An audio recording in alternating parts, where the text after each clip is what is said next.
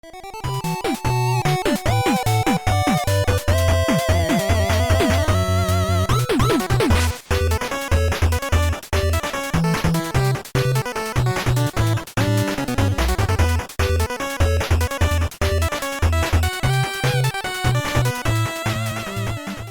Internet, and welcome to Smash Suggestion Box, where we discuss game history, character movesets, and why they deserve a spot in Smash. Today's a special episode for a couple reasons. First off, Microsoft, not too long ago, threw down the gauntlet, starting the campaign to get Banjo and Kazooie into Smash Bros. Should they be in the game? I accept this challenge here on Smash Suggestion Box, but I won't be alone here today because I'm joined here by Max Clone number 3412. He will be helping us figure out who these guys are and why they deserve to be in a game like Smash. Take it away.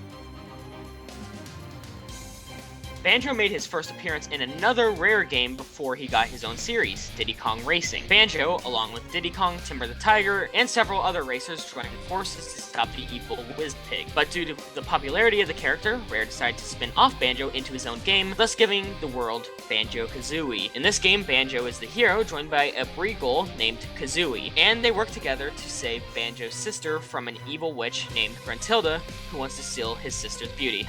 What a bitch. This game was popular enough to spawn 2 sequels and 2 spin-offs. The first sequel was Banjo-Tooie, and things are going to get a little weird here. First, Gruntilda comes back to life after her death in Banjo-Kazooie to get revenge on the protagonist. Not only that, but her sisters join the fun and restore her body with a gun called Bob, and use it on a giant creature known as King Ginaling. But things get climactic in the end, where you face off against the sisters in a trivia quiz show. Told you things got a little weird. The second sequel was an Xbox exclusive, Banjo-Kazooie Nuts and Bolts, and things don't stop getting weird here. Gruntilda returns after defeat once again to challenge Banjo and Kazooie, but their battle is interrupted by a new villain, the Lord of Games, who basically turns the usual collectible hunting platformer game into a collectible hunting racing game that still incorporates platforming.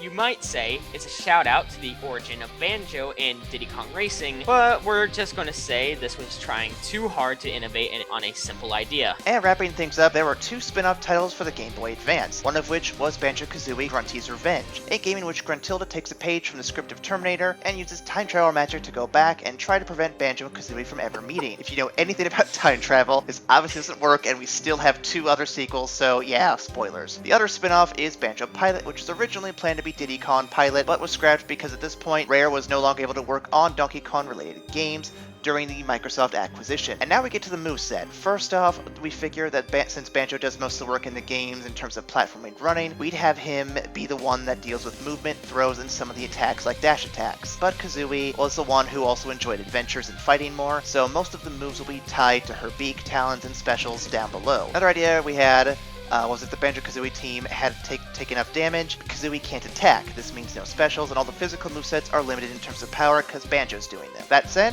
take it away, Max. Well, there are plenty of moves for Kazooie to use, but for a neutral special, the Egg Launch is the most well-known Banjo-Kazooie attack. Banjo crouches down and allows Kazooie to fire eggs from her mouth with a variety of different effects. For Smash, you could probably take the DDD approach for consistency and make it one egg type, like the Fire Egg. Or if you wanted the Olimar approach, give it 3 different ability types, but they fire in the same order, so it's predictable what you will fire. For the up special, we need a solid recovery move, and given Kazooie is a bird, it only makes sense that Kazooie can fly, using the Feathery Flap. Kazooie allowed the duo to fly for a short period in their games. For Smash, we'll just give this ability to tap the special button repeatedly to get multiple smaller jumps in the air like she's actually flying. The next move would be the Talon Trot for the side special. In Banjo-Kazooie, the duo flips over and Kazooie takes a sprinting charge away from danger or up hills. In Smash, this move would deal damage when smashing at enemies. Unlike other dash specials, this move wouldn't be vital in the air because Kazooie needs ground to trot on, obviously, and this move would be useless in the air. Our last move would be the Wonder Wing, which would be the down special. It would act a lot like other usual down specials for other characters, but it wouldn't reflect damage or counter. It would just cancel the damage and possibly even allow the BK team to recover some damage while they're hiding. But we will probably limit this move to maybe being used 3 times per life like it's in the games,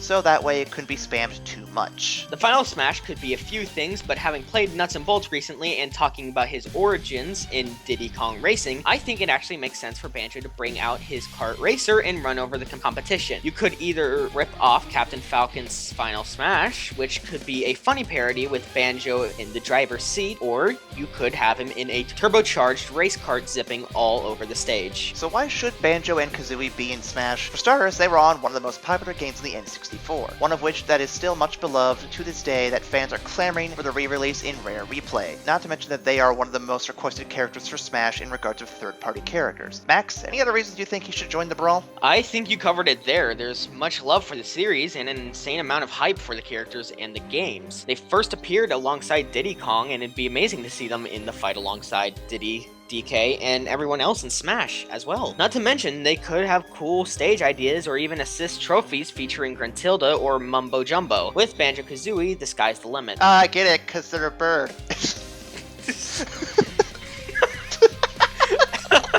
And I think that covers it. We agree with Microsoft for once. Surprisingly, Banjo and Kazooie should join the Smash roster, and we'd love to see Nintendo make it happen. If you agree, make sure you leave a comment below with your suggestions or ideas, and be sure to send them to evacstation@gmail.com, and we may do an episode on your suggestion down the road. And don't forget to like, share, or subscribe either. I want to thank Max for joining us today. We'd love to have him come back on the show with us for any other future episodes of Smash Suggestion Box we do, or anyone else from the EVAC team who'd want to join in. Tune in next week when we hit a 2-part special series where we talk about very unique heroes from some very unique, Wii-only JRPGs. See you